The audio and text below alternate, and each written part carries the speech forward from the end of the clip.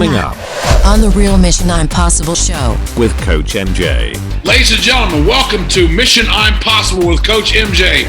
Our next episode, our next guest rather, is an American hero.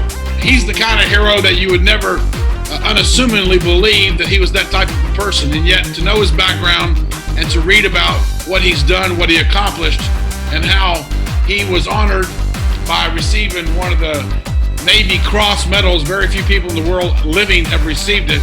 I'd like to welcome this gentleman who's been through the toughest training in the world. He's known amongst his peers as the toughest soldier, the toughest warrior ever trained. He's gone through Navy SEAL training, Special Forces training. There wasn't a training that could break him. And tonight I'm going to bring him on here because he's now inspiring others. His name is Aubrey Mcdade, and it's an honor, sir, to have you here on the Mission Impossible show. Thank you for coming. I got out of the Marine Corps December 2017, and I found the love of my life. I'm a father of 9. I have one on the way with my fiance. I'm newly engaged. Well, congratulations. And you're right, I would never have thought to go that high with the math. Incredible, what a blessing you have. And I'm sure you make a great dad for all of them. One of the values, I grew up with a military family. My grandfather was commander in the Navy, and my uncle was a Marine. I was brought up under military leadership. So I knew, for example, as I said, my grandfather was commander. So when he barked, you jumped 3 feet and asked how high. You knew it was time to jump. So you have this authoritative leadership when you're dealing with young children or young boys or young kids. They don't have this. There's no military code of governance. So I truly enjoy being able to get them out of their comfort zone, making them have courage where others don't, and putting them in a position to understand that if you do all the small things right, everything else is going to fall in place.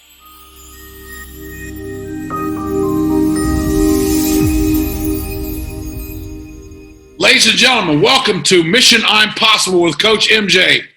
Tonight, our next episode, our next guest rather, is an American hero.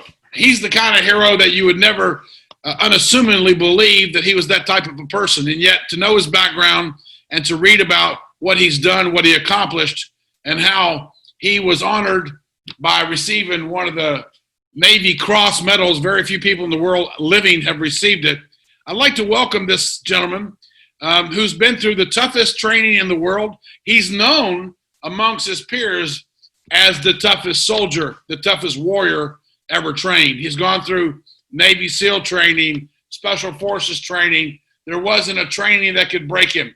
And tonight I'm going to bring him on here because he's now inspiring others. His name is Aubrey Mcdade, and it's an honor, sir, to have you here on the Mission Impossible show. Thank you for coming. It's an honor for me to be here. Thank you for having me. Aubrey, tell me, what are you spending your time these days? How are you coping in COVID first? Well, COVID really stunned us around here, but I'm extremely blessed. My life now is amazing. I got out of the Marine Corps December 2017, and I found the love of my life. I am a father of, you won't guess how many kids I have, but I'm a father of 9. I have one on the way with my fiance. I'm newly engaged, and we are starting our life together here in Irving. We probably won't stay here, but we're probably gonna move around probably sometime next year. Well, congratulations. And you're right, I would never have thought to go that high with the math. Incredible, what a blessing you have. And I'm sure you make a great dad for all of them. I try. Thank you so much. Yes, sir. And in addition to that, I am so excited about being a part of the Tomlinson Center of Excellence. I have an opportunity to be an impact player for tomorrow's leaders at the athlete level from high school all the way to the pros. What we do is we have an opportunity to impact tomorrow's leaders by making elite citizens. And we do that by removing the idea that certainty is a thing. A lot of these kids believe that they're certain they're going to do this. Or a lot of people live their lives believing in certainty, and we just don't teach that. Certainty is not a real thing. Certainty is a ghost. So what we do is me using the things I've learned in the Marine Corps, coming from the humble beginnings I come from, I connect with these children, or these young men, excuse me, I connect with them, and I teach them different skills to be able to apply to themselves in their lives as they move forward throughout the journey to being tomorrow's leaders. So the Tomlinson Center allows us to have the impact on tomorrow's leaders at the athlete level from high school all the way to the pros. I think that's wonderful. Tonight, I was just thinking about you before you came on the show, and I thought, you know, what a great career you had. And now how can you leverage that? How can you segue to empower and impact the lives of the youth? And you've just done it. You already have an advocacy that's near and dear to your heart. It seems like it's the right fit for you, and I wish you all the best with it. That's wonderful. So how did you get involved with this? I'm going to say God's plan. It found me. It fell in my lap. When I got out of the Marine Corps, one of my Marine Corps, he wasn't my friend in the Marine Corps, but he found me on LinkedIn, and I started doing a job out here in Capel, Texas with Veridesk. They created the sit-to-stand desk, top solutions, and desk apparatuses that allow you to work from the standing or sitting position, keep you more active in the workplace. And a guy that was a drill instructor who ran into one of the Marines that I personally trained and served with as well, told him about this program. He was out here doing it. And just the Marine Corps and the world alone being so small, one of my Marines I served in Fallujah with reached out to me and told me about this program and told me about how awesome it was and told me I'd be a good fit for it. I met up with Cliff Dean. I haven't got a chance to meet LaDaina and Tomlinson yet, but I'm definitely looking forward to that. Not sure if you know LaDaina and Tomlinson, but he's Hall of Fame running back from San Diego Chargers. So a little backstory about him. When he graduated college from TCU and got drafted to the NFL, he truly admired the mental toughness and the mental resilience that us as Marines carry. I think military overall, but I think he has a soft spot in his heart for Marines. He used to have Marine Corps drill instructors train with him and stuff like that. And he believes that allowed him to be more mentally prepared to take on the rigors of the NFL life. And he came out as a Hall of Fame running back now, and now this program he started, believing in the things that we've done to, fight the nation's wars for over 250 years. So if it worked for the Marine Corps, it definitely can work for tomorrow's leaders. I'm sure it will. And of course, one of the values, I grew up with a military family. My grandfather was commander in the Navy, and my uncle was a Marine. And so they had a lot of influence, on us growing up. And we were 8 fellows, right, in our tribe. But for sure, being the eldest, I had to. Everything was given to me first, and then I learned how to delegate, to my younger brothers as we grew up. But for sure, the mantle that you're carrying today, discipline is the number one core value that I found particularly the Marine Corps could add value to any career. Yes, sir. I agree. And because of that discipline, and I can use the word hardcore, it's hardcore discipline, and it can serve you. It did serve my uncle for a lifetime, certainly other Marines that I've met and I've had the privilege to know while they served, and then as civilians, outstanding, unbelievable people, for sure. Yes, sir. So leadership is a great topic, and you don't have to be an officer to be a leader. You don't have to be a Marine to be a leader.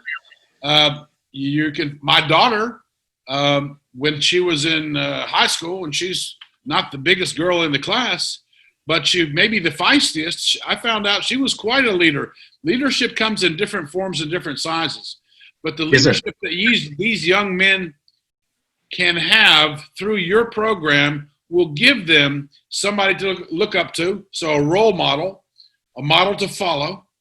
They'll have some ethics, which obviously you have and other people around you have, that you build this model for them, and they'll have a reason to follow it, and you'll give them that impetus. You'll give them that reason to be better, and that's what I love about this program. I really, really do.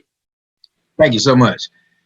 I think the favorite thing for me in this program is I'll be the first one to tell everyone I wasn't the most hardcore dude, and I didn't know everything And as a leader, I think a lot of leaders misconstrue that I have to know everything. Yes, you got to be the best version of yourself, but you don't have to know everything. That's why you have a team. And I was successful with surrounding myself with guys that were as good, if not better than me, which allowed me to be successful. Yeah, and when you take that kind of statement that you just made, and you translate that into the corporate world, you find out that there are a lot of insecure leaders who feel that they need to know everything because they want to control everything, and because they don't want anybody to come up with an idea that they didn't have, right? Yes, sir. Yes, sir. Most definitely. Then you have different styles of leadership. So, for example, I was brought up under military leadership. So I knew, for example, when, as I said, my grandfather was a commander. So when he barked, you jumped. You don't even ask how high. You knew it was time to jump. So you have this authoritative leadership. And, there's a code of honor, and there's a code of respect, and there's a code of duty. And so if one of your seniors gives you an order, you follow the chain of command, and you're obedient to that particular order or instruction that you've been given, but not necessarily when you're dealing with young children or young boys or young kids. They don't have this. There's no military code of governance to make sure that, hey, if you cross the line, you're going to end up in the stockade. Right.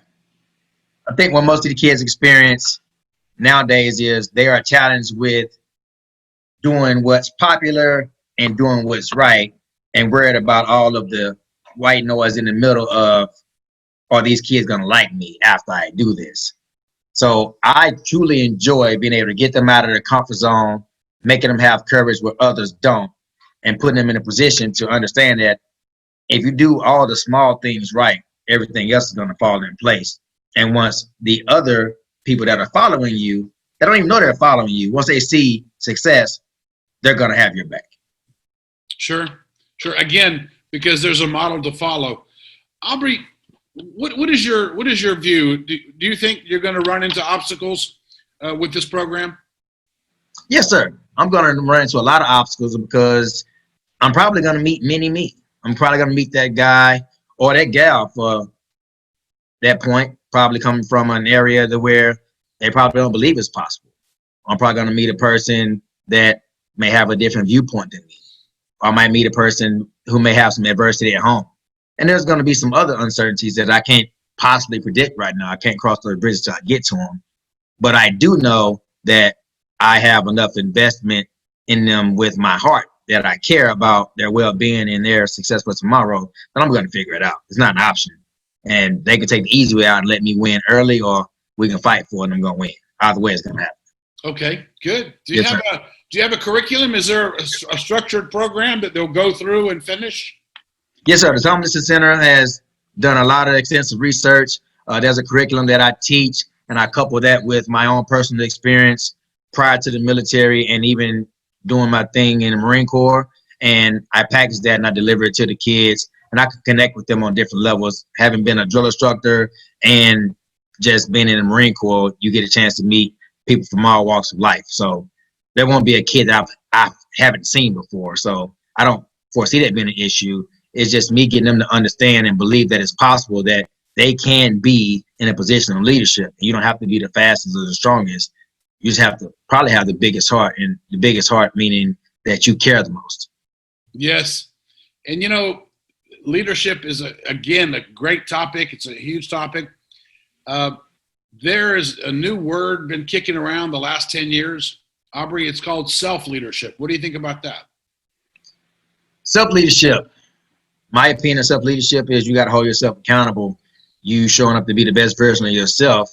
But more importantly, if I had to pick one thing that's probably the most important for self-leadership, is allowing yourself to be vulnerable. I think that probably takes the most courage of everything, is being vulnerable and then let your guys know, hey, man, I don't know right now, but we're going to figure it out together. Or I can't do that, but we got to figure out how to make it happen. We'll find allowing someone else to, right? Yeah, sure. Yes, sir. Exactly. That's great. That's great. I think. And you'd want kids to grow up like that, right? Not to have arrogance, right? To be open. That's what you mean by the vulnerability part. I get that. Exactly. Yes, sir. And how long is the program? Is it a certain number of days, weeks, months, hours? Well, Track it. Well, so I meet with different high schools once a week for maybe an hour or two for the actual program. But my goal is to be involved in the school. I just truly believe in what we're doing, and I just want everyone else to be aware of what we're doing as well, because we're going to be changing lives throughout the school. Because, you infect one or two kids, and those kids start believing it's possible, then it starts to grow throughout that school, which in turn will have an impact on the entire school. Not to mention, it's not just for the program is targeted towards athletes, obviously, because that's what the program was designed for.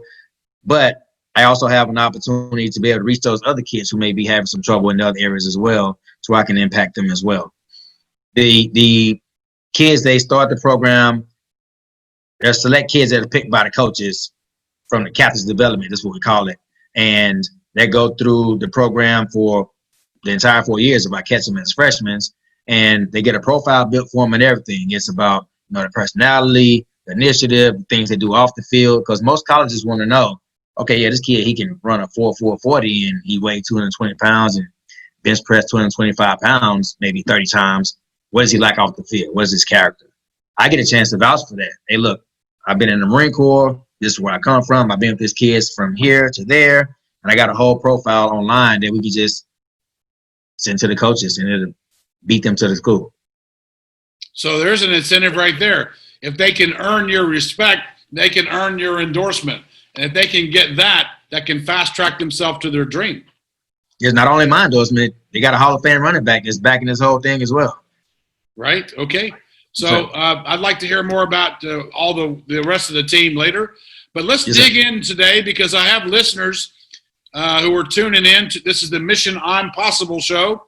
You mentioned the word impossible before. You've been in some very impossible situations in your career. The Navy Cross wasn't handed out like an M&M. This was earned, and this was earned through an incredible, extraordinary event. Would you mind just drilling into it? Just take us through a little bit about what set the scene, what actually happened, where were you? Give us a little glimpse. Okay. I will tell you, and my Marines used to get mad at me about it. I never wanted to go. I was supposed to get out of the Marine Corps in 2003 when I came back from my first combat deployment, which was Mosul, Iraq. I was supposed to get out of the Marine Corps, and I've always embodied the saying, I'm my brother's keeper. I didn't know it was a biblical term until recently. I got it from a movie, New Jack City. I thought it was pretty cool when I was a kid. I can have siblings. I'm going to take care of my brothers too. And I've always embodied that.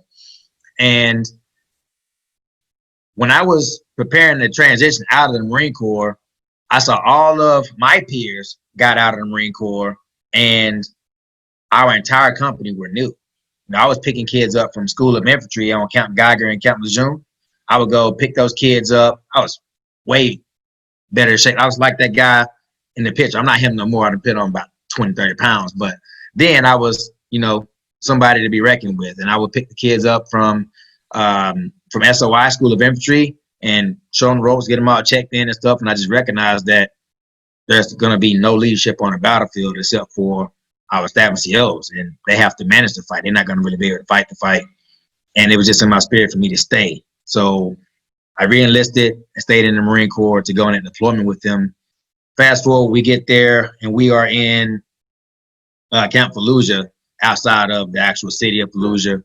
We're there, and we get the word that we're going to go and take the city. And we had artillery and fixed wing and rotary wing, which means jets and helicopters. They were shaping the city, with their missiles and mortars and all that stuff, artillery rounds, all that stuff. We finally get there, and we were going to one of our checkpoints. We'd already experienced a loss of some casualties, and later that night we were going to one of our checkpoints, Route Grace, and we get there. Now, prior to us leaving the country, we received orders that the Iraqi Special Forces, which is the Iraqi military, they were going to be marked with a red bandana on their right arm and a white bandana on her left leg. Made no sense to me. Anyone who played cops and robbers when they were kids, they know we just take the enemy's identity and we just pretend like we're one of the good guys. 101. Yes, sir. And I hate that a childhood game came to life for us, but it did. And may he rest in peace, Corporal Anderson at the time, he was leading our patrol, and he gets to the point where we're getting ready to go down our route. We were told that Iraqi Special Forces weren't supposed to be in our area. I believe we were supposed to open up fire on them at sight, but obviously I wasn't in charge. I was a sergeant, had a platoon commander at the time who made a different call. Corporal Anderson stops our platoon. We all push outboard. We have dispersion to make sure that, we're in a minimum safety distance from grenades or anything like that. And we had the little thing that's hanging out of my ear on the picture that I have the rifle in. That's called a PRR. I don't remember what PRR stands for, but it wasn't a good radio. So I was able to hear everything that was going on, and I'm in the back of the formation screaming, open fire, open fire. They're not supposed to be here, open fire. I'm not a malicious person at all, but at the end of the day, rules are rules. And we don't know the Iraqi Special Forces. They don't know us. I automatically assume that if they're not where they're supposed to be at, they're probably enemy combatants dressed up like the good guys. And they couldn't hear me. So I'm a machine gunner, and my job as a machine gunner is to make sure I support the advancement of the attacking rifle platoons by securing the most likely avenues of approach of the enemy, long axes of the beating zones and all that kind of stuff. So they couldn't hear me. Position my machine guns and my machine gun squads for them to cover, the roads and stuff that I believe the enemy probably had the best chance of coming down to probably flank us or attack us from the rear.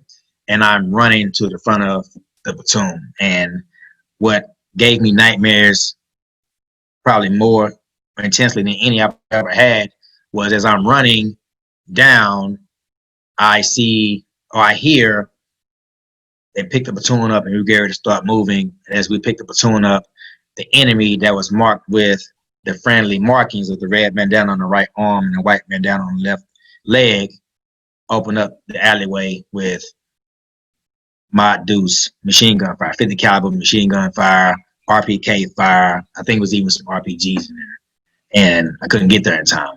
By the time I got there, our platoon sergeant at the time, he had already established a casualty collection point.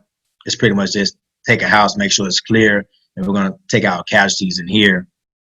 And when I get there, he tells me, what happened. I think Anderson may be dead, and I think we have 2 other ones that are hit, and I can't get to him. We don't have tank support, or we don't have close air support for like the next 45 minutes. And my mind, I'm just thinking, can't leave him out there. We got to figure this out. And I told him, I said, I'll go get him. Just don't let me die. He said, well, be safe. Try not to get hit. And obviously, we had all this gear on and stuff, as you can see in the photo behind you. I took all that crap off. I took it all off. And I just wanted to rely on speed and God to protect me. And I am looking for Corporal Anderson. That's the Marine that I trained. That's the Marine that I know. I know the other 2 guys as well, and I love them the same, but they were junior guys. I didn't really know them. My goal was to make sure that I can get out there to get to Anderson. But in doing so, I had to get to these other guys first. So as I run across this alleyway, the enemy, they open up fire, and I see rounds hitting in front of me, rounds hitting in the back of me. And may he rest in peace, but I landed on top of, at the time, Lance Corporal Kelly. I heard a story. I think he was killed in Afghanistan. As he became a commissioned officer, he deployed again, and he was killed in Afghanistan. But he was one of my Marines. He was an assaultman with us in Bravo Company 1-8. And I landed on top of him, and he told me where everyone was at. And we just laying down and hold our heads down. And when there was a lull in the fire, I got up and I ran. I jumped over this porch. So we're in the alleyway, pretty much the back of the Iraqi houses. And I jump over this porch. I land on a group of Marines. I can't tell you who all was there. All I remember is I was asking who's hit, and it was Russell. And his leg was holding on by a piece of flesh as big as your wrist. And I don't mean to be too gory, but it's kind of want to set the tone for you. And I picked him up, and I trying to figure out how am I going to run with him without getting shot. And I heard one of my 240 off machine guns. I think it was either Lance Corporal Corbus or Corporal Rose at the time. I'm not really sure which one of those Marines actually was able to fire the enemy to give us that break. I got Russell on my shoulder, and I'm running across the street, and I remember bullets hitting in front of my feet, hitting behind my feet, and they're getting closer to me. And as they're getting closer to me, I remember thinking they're about to hit me, and I fall into a pothole. And they teach you that when you're receiving incoming fire, indirect fire, you lay perpendicular to the rounds, meaning that the rounds are coming this way. You just pretty much make a T against the fire. And I fell in the pothole. And me and Anderson both just fell perfectly perpendicular to the rounds. I remember seeing bullets hit right before him, skip past him, and then hit after. Now, I don't know if the listeners, if you believe in God or not, but if you believe in potholes and the potholes saved our life that night, if you believe in God, then I think God used a pothole to save us. And after the round skipped past us, I got up, I picked him up, and I got him to Staff Sergeant Brown and our corpsman, Doc Naderman and Doc Lewis. I haven't seen those guys since the battlefield. So I don't know if this will ever get out to them or not, but I'm extremely proud of them, extremely proud to have served with them. And those guys did a remarkable job. Drop him off, and I go back out, and Kelly had told me where everyone was at. So I'm crawling on the ground, trying to stay low to the ground. And I think that the enemy had to have night vision capability because, I mean, you can see I'm pretty dark, and it was dark outside. So they had to be able to see me some kind of way. And they were really close to hitting me. And I'm crawling on the ground. I'm crawling in the bushes. I have no idea where I'm going. I'm just crawling, just low crawling like they teach you. And I meet this porch, and I just jump over the porch, and I luckily found That's Corporal Dominance. He got shot through the trap. He was a little bitty guy. I think Dominance was from Florida, I think. And Dominican, I think he was. And he refused to leave his weapon. So took all his gear off, picked him up, and I'm running with him. He's shooting his M16 as best as he can. And when I come back, finally, we got tank support. I don't know how long I was doing all the running and stuff. I just know my adrenaline was pumping. And the tanks arrived. And on the back of the tank, there's a phone. You can talk to the inside of the tank crew. And they teach you, don't stand too close to the tank because you can get burned, or when they fire the rounds, you can receive a concussion. But I'm not moving away from the tank. These people are shooting, so I'm going to stay here. So I'm talking on the tank and orient them to where I think the enemy's coming from. I still haven't seen the enemy. I just know where the bullets were coming from. And they fired 2 volleys out of the tank. And it dazed me. I remember my ears was ringing. I had snot coming out of my nose and everything. They fired 2 more rounds. I think they pretty much leveled this building. And by the time I come to, because I was holding on to the tank and I'm walking, by the time I back to being able to recognize what's going on, we're standing over Anderson's body. We take him in. The corpsman told us that they think he died on impact. It was, direct impact from the 50 caliber machine gun, and he passed. That's the story that the Navy Cross thing was wrote up for, but there's a thing called Summer of Action in the Marine Corps, and there's a whole lot of other stuff that we could probably get into another time, but it was the hardest part of it all wasn't that. The hardest part of it all was my platoon being demoralized. You know what I'm saying? It's not fun when the rapper has a gun, and we were broken. We were devastated. It was like, this is really happening. And to have this big lump in your throat, and you want to share this pain with the Marines, but you can't, because we got to get out of here. We got a mission to keep pushing forward and be resilient and get payback. To swallow that probably was the most difficult thing, and running around yelling at them, let's go, get back in the fight. We got to do this. We got to move forward. That probably was the most difficult part of it all. No time to blink, though. It's action time, and that's what you were trained to do. Yes, sir. I want to thank you for your service, and just hearing the story, I'm sure, putting it in such a condensed way, just for the benefit of some listeners out there, it has to be a reliving of all the emotions that go through it, losing somebody so close to you, the men that you had, they looked up to you, there was trust had broken, and you started out our show tonight, you talked about there's something called there is no certainty. Isn't that what you said? Yes, sir. There's no certainty. And because there's no certainty, and you were kind enough to also tell us that you have two choices, listeners. You can believe in a pothole if you like, if you believe in potholes, or you can believe in the strength and the wisdom and the guidance of the Lord. And that's probably the road I'm going to take, and I'm going to say that thank God that he was with you and helped guide the rest of your men onto safety. Incredible story, Aubrey. Incredible. I'd be so pleased and honored to work with you on some of your projects. You'll be helping these young people be able to see the light. But you know what? To see the light, you've had to understand what darkness has been. And you've went through that. You walked through a baptism of fire. And we're all training the military to walk through fire. That's what they train us to do. The thing is that not everybody has to face the fire, and you did. Not only did you face the fire, but you had to face it, retrace it, face it, retrace it. Again, sir, thank you so much for your service. It's an honor to have you on the show tonight. Thank you so much, sir. Apologize for letting these tears run. I thought I was. Sir, yeah. Those are not tears. Those are stars, and those stars go to all of the fallen, because you're here today, and there are some who didn't make it. Just like today, we're in a world where there is no certainty. We're in a pandemic called COVID-19.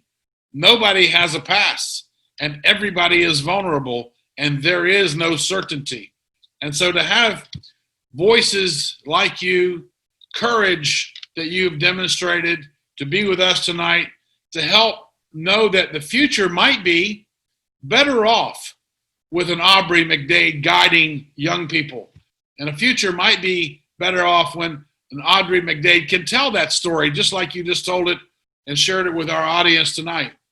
Because you were on a really, really impossible situation. And nobody, the way that you told it, nobody knows how much time from the time things started going down to the time you got into the pothole. I'm guessing maybe it could have been minutes. It happened so fast.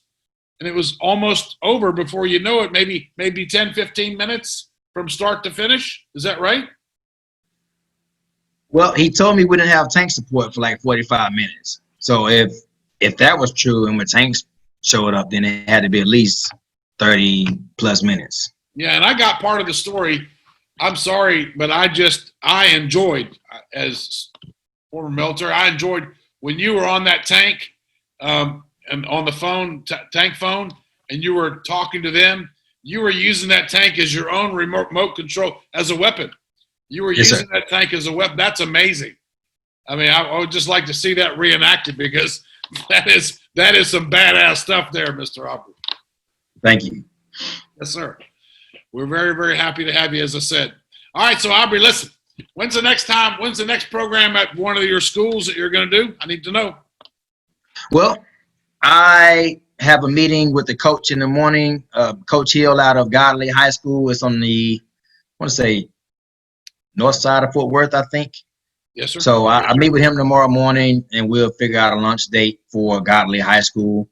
And this week, maybe next week, I'll meet up with Louisville High School, hopefully Eastern Hills High School. Hopefully we got all those ducks in a row.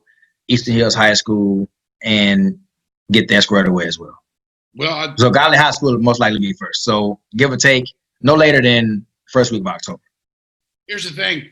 Our greatest asset in this country is our youth. And our greatest treasure is our experience that we can pass on to our youth. So I know for sure that you're on a mission. It's God's mission. You've decided to take it. It's your pothole. And inside that pothole, there are the gold, the nuggets of our youth that you might nurture and shape and help push them and point them in a way that's going to empower them to have more possibilities in their lifetime based on the sacrifices that you and your soldiers and your Marines made along the way. Yeah, for sure. Sir, thank you for that. And it's something I believe that the nation needs to experience. I know hands down that it works. We just have to get it out there and to get it out there to the rest of the country to see. And there's going to be a lot more Marines, sailors, Army, soldiers, airmen like me to do this in their region of the world as well once we get this thing expanded and built the right way. It's wonderful. I know it's going to be a joy to do this work. It's going to give you a lot of power. It's going to give you it's the passion that you're going to be able to channel. It's a wonderful thing. Aubrey, publicly, I'm sure that you have a lot of colleagues who are ready to help you and join in this. Please reach out to me as well. I'd like to be part of it in some way, that if it's something that I can support. I've been involved in an NGO for 20 years overseas, and I'll be happy to see how we can collaborate with your program. Just to support you would be an honor, to be able to know that I've supported you in any way. That means a lot to me. Thank you so much. Yes, sir. Yes, sir. Aubrey Mcdade, ladies and gentlemen, how can people reach out to you if they want to get in touch with you? Can they follow you on any social media? A father of 9 going on 10. How do we follow you? Do we just see a big bus of McDades going down the road and say, there he is? How do we do that? I'm working on getting the bus built. I am absolutely the worst when it comes to social media. I'm going to get better at it. I have Facebook. I have an Instagram. I have LinkedIn. LinkedIn is probably the best way to follow me. I don't do a lot of posting. I usually use the social media just to check in on my Marines and the guys I serve with. Don't really do a lot of connecting. I'm going to get better at that, though. I got you. Listen, it's not a moral imperative. I just know there's going to be a lot of people interested. So follow Aubrey at the moment on LinkedIn, folks, if you want to. And then, of course, you can just look up on the internet and you find out some of the activities, because he's certainly not going to be flying under the radar going forward. Whatever he's going to be doing is going to be impactful, it's going to be important, and it's going to be transparent. So take care of your heart there, Mr. Aubrey Mcdade. Take care of the kids' hearts as you'll be managing them and holding them in your heart, in your hands. And we thank you, sir, as a Marine. We thank you for serving our country. We thank you for volunteering your time to look after the youth of our future. Thank you, sir. Thank you so much, MJ. God bless. Thanks for watching.